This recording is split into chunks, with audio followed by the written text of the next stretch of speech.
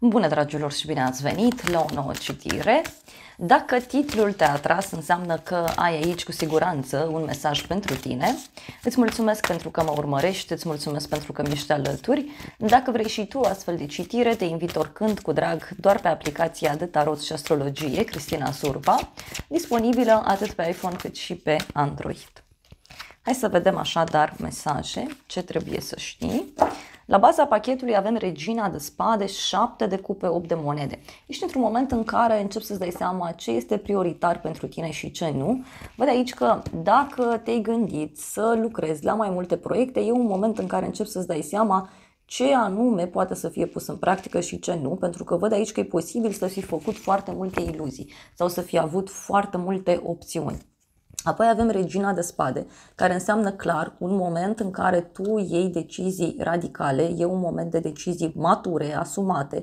Regina de Spade e clară, e bună, e liniștită. Tot Regina de Spade poate să însemne și faptul că te afli într-un moment de eliberare. E un moment în care ești rațional sau rațională, dar mai văd aici și o veste importantă care poate să apară de la o instituție publică, da? Sau o veste care ține de acte. În plan personal avem Regele de Monede, simte energia unui bărbat foarte matur, stabil, este un bărbat pe care te poți baza. De asemenea, Regele de Monede poate să reprezinte și o persoană foarte sigură pe ea, e vorba de o persoană care știe ce își dorește, e o persoană cu o experiență de viață, dar mai văd aici că sunteți și într-o perioadă în care aveți de rezolvat ceva important privind sfera financiară, privind casa. Dacă ești femeie, e posibil să te afli într-o energie ușor masculină. Apoi avem 10 de spade. Wow, un sfârșit, 10 de spade, da? E un sfârșit, o durere a cuiva, o problemă pe care cineva o are. De asemenea, tot 10 de spade poate să însemne și un sfârșit destul de dureros, care are loc aici. Hai să vedem ce-i cu Regele de Monede.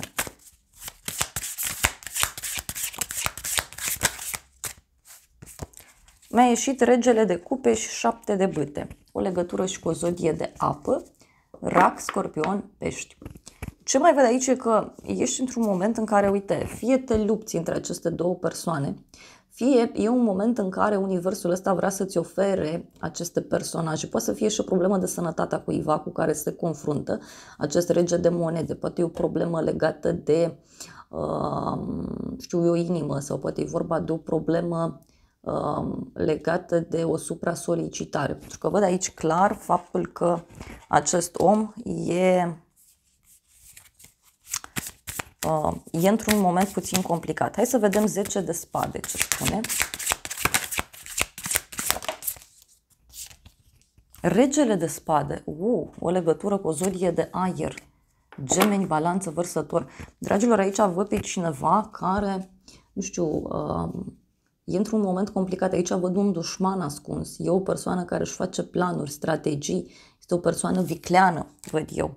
Deci fie acest rege, acest personaj e într-un moment complicat, da, poate are o problemă mai mare, fie pentru alții, văd aici că în plan personal sunteți într-o perioadă foarte importantă, cumva se iau tot felul de decizii mari. Mai vreau o carte.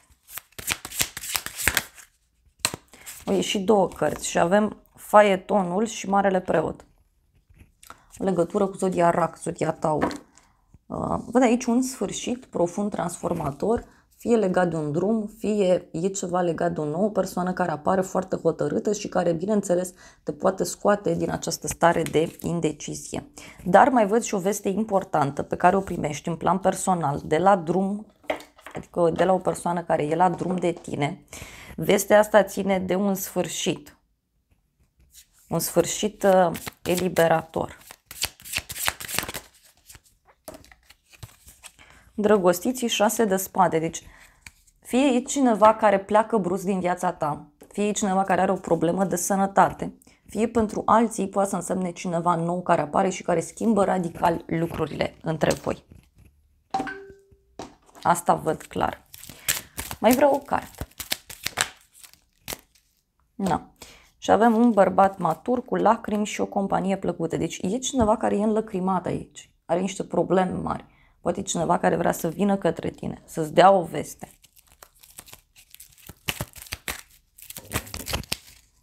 Avem bani mulți. Deci poate e cineva care are niște probleme foarte mari sau probleme care țin de bani. Dar eu tot văd că e un personaj aici foarte hotărât care vine către tine și care poate să schimbe radical lucrurile.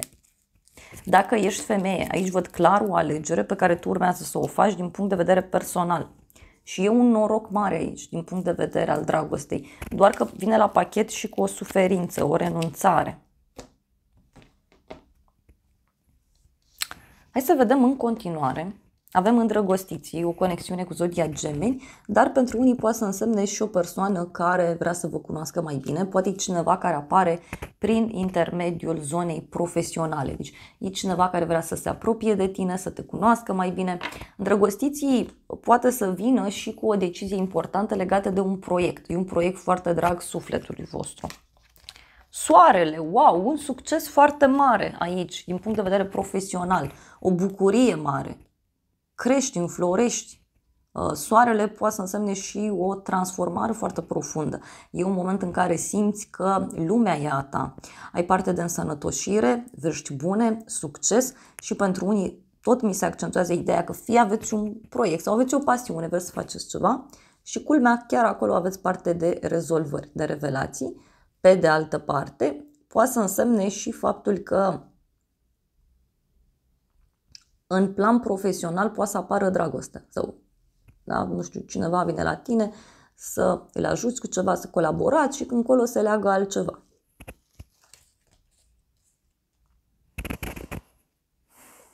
Sau un proiect de suflet care are succes, mai văd aici.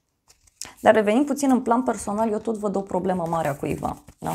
Hai să vedem îndrăgostiții. Marea Preoteasă. O iubire secretă. Sau cineva care te pândește din umbră. Poate să fie și o bucurie legată de niște acte, niște informații. 5 de cupe. Da, uite, cineva care are niște regrete. Da? Regretă că nu a spus ce nu-i convine, regrete în legătură cu trecutul. Pot fi niște secrete care ies la suprafață, dar din punct de vedere profesional e posibil ca acest eveniment care se produce în viața privată să te impacteze cumva. Pentru că totuși eu aici văd foarte multă fericire profesională, doar că e ca și cum ești prins în altă direcție. Soarele a venit clarificat cu asul de spade, 3 de spade, 9 de spade.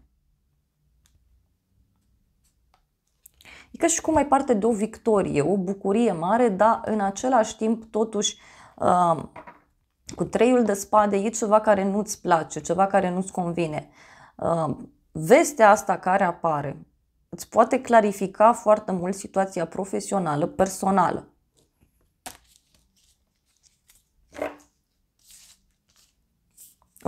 Turnul, 4 de spade. Parcă e un moment în care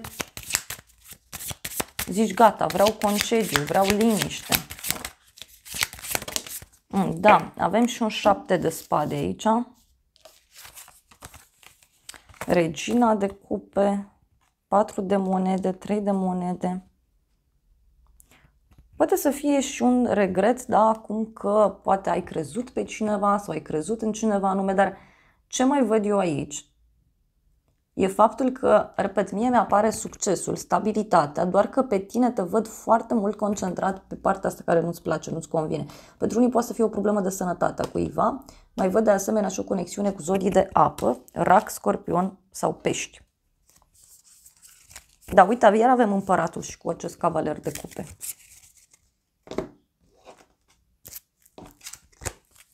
Mai vreau o carte. Deci tu primești o veste, surpriză, o veste, un mesaj, un apel telefonic, ceva aici este, și o întâlnire. Deci e cineva care îți propune o întâlnire surpriză.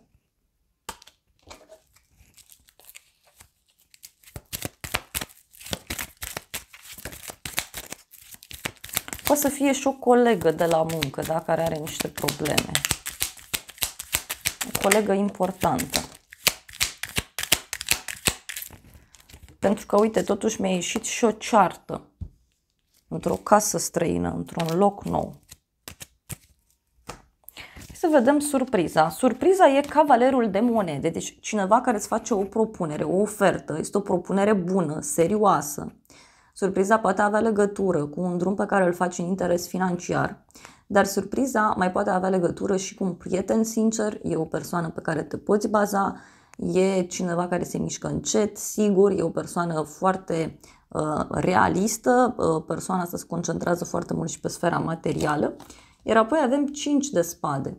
Surpriza poate avea legătură cu cineva care își urmărește interesul, cineva care alege banii sau cineva care e într-un compromis, mai poate să fie. Hai să vedem, cavalerul de monede.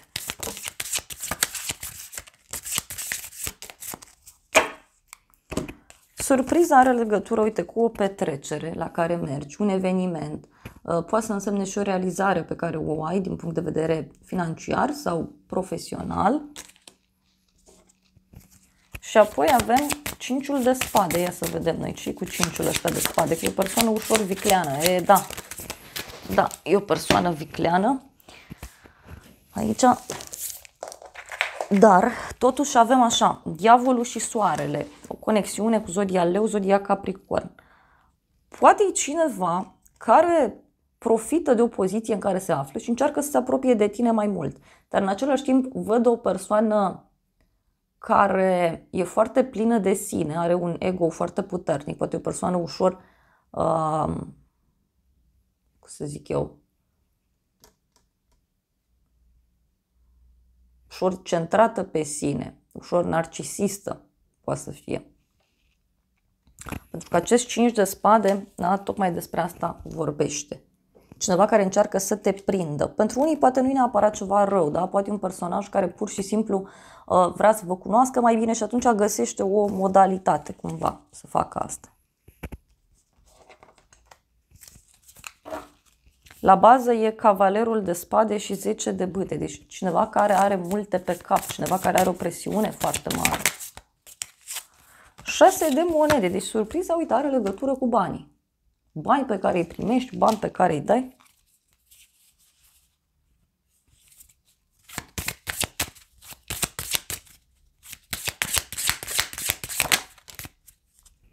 Deci surpriza, uite, are legătură cu o întâlnire și o propunere. Dar tot cred eu că e cineva care cumva încearcă pe cât posibil să se apropie de tine. Ia să vedem surpriza. Vei reuși ce gândești și noutăți plăcute.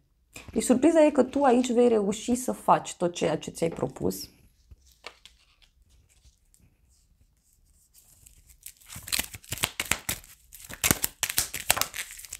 Doar că văd și o ceartă, o pagubă, o pierdere, se sparge ceva, se întâmplă ceva, dar tocmai acest aspect ție îți oferă un noroc mare, îți oferă multă reușită, multă satisfacție.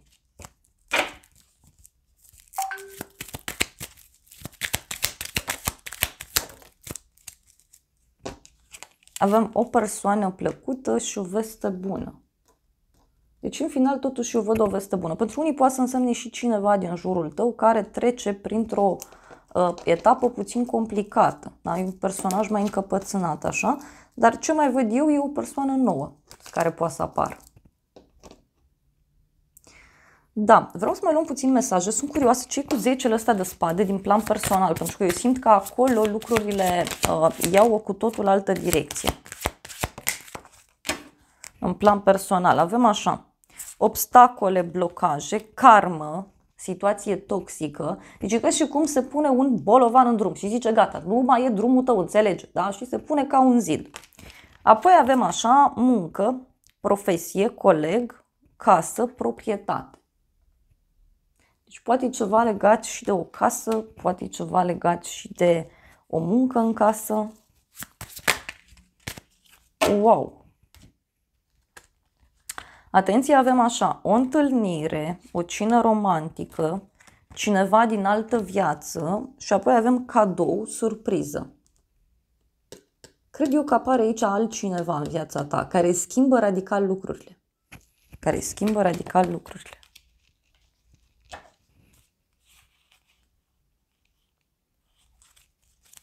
Sau poate e cineva care are niște probleme foarte mari. Dar eu ce văd e o dragoste sinceră. Eu cred că lucrurile aici se clarifică pentru tine din punct de vedere personal. Ia să vedem și surpriza. Surpriza, pasiune, chimie. Da? E o pasiune, e o chimie foarte puternică. Ești pe aceeași lungime de undă. Pentru unii poate să însemne și o veste bună legată de un proiect foarte drag sufletului vostru.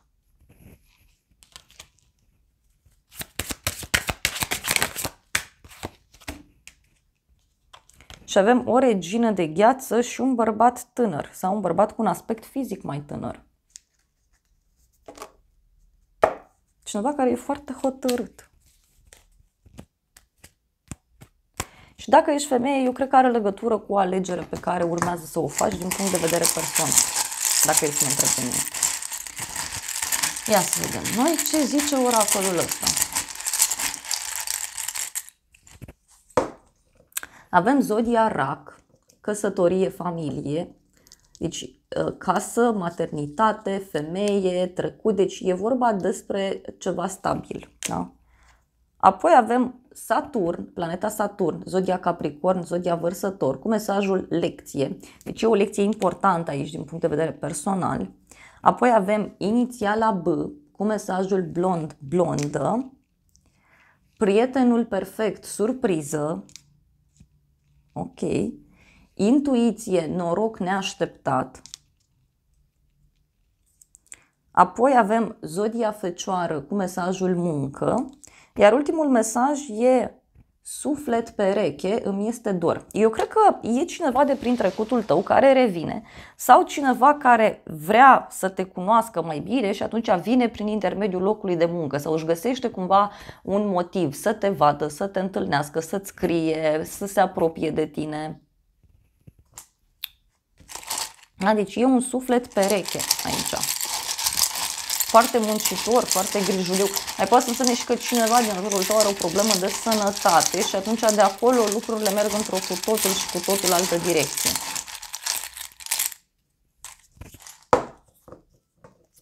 Comunicare, dualitate, zodia Gemeni, noutate la drum lung, anotimpul de primăvară. Deci poate să fie cineva care e la drum de tine, în alt oraș, în altă țară. Închei cu un mesaj din partea îngerilor pentru tine. Nu trebuie să negi, vezi adevărul din această situație. Da? Iar apoi avem așa, mulțumire, un mulțumesc contează foarte mult. Da? Deci este despre a vedea un adevăr, simt eu. Și ți se spune să fii aventuros și să admiți că uneori greșești, și să repar lucrurile.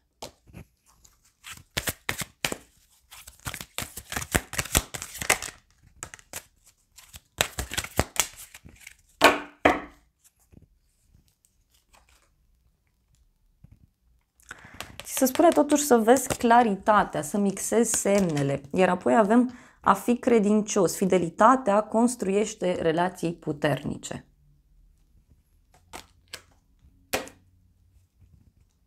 Un nou început. Un nou început, văd eu aici. E un nou început. Și avem, fi deschis să accepti abundența iubirii. Da? Dragilor, mai iau un singur mesaj din acest oracol, dar e clar aici că în plan personal se întâmplă un eveniment ciudat care pune punct la o situație care oricum nu mai funcționa și văd aici altă persoană care apare sau o altă direcție pe care o urmezi. Și avem, nu te pot uita. Nimeni nu te va iubi vreodată așa cum te iubesc eu. Deci poate să fie cineva care face gesturi disperate aici. Cam asta e surpriza. Cineva care nu poate să mai fie fără tine. că fericirea mea a rămas la tine, mă doare tot ce s-a întâmplat. Eu cred că e cineva aici care are niște regrete.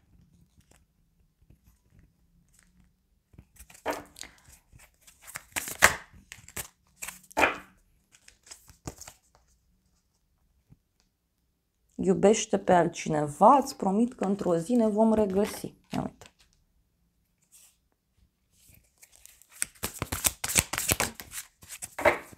Ultimul mesaj.